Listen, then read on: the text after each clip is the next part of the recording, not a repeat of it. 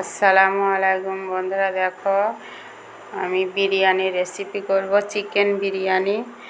একটু মন দিয়ে দেখবে।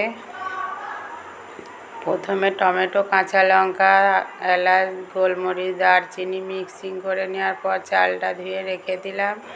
তারপর দুধের মধ্যে ফুড কালার, কেওড়া জল, গোলাপ জল, মিঠা আতর দিয়ে মিক্সিং করে রেখে দিয়ে পেঁয়াজ বেরেস্তাটা করে নেব। পেঁয়াজ বেরেস্তার উপরে বিরিয়ানির মশলা ছড়িয়ে দিলাম।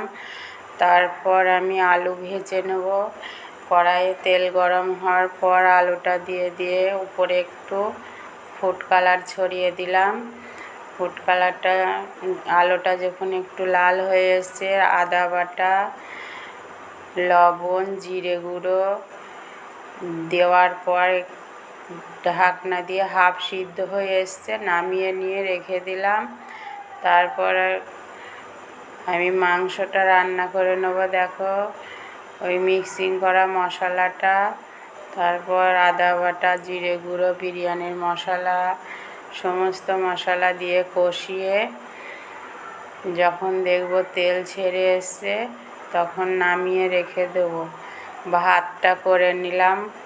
80%-এর মধ্যে 40% সিদ্ধ করেছি, আর একটু শক্ত করে রেখে দিয়েছি। তারপর দেখো লেয়ারে পেঁয়াজ বেরেস্তা ছড়িয়ে দিলাম, আলু, মাংস। তারপর একইভাবে লেয়ারটাও হবে। মাংস দেওয়া হলো উপর দিয়ে, তারপর পেঁয়াজ বেরেস্তা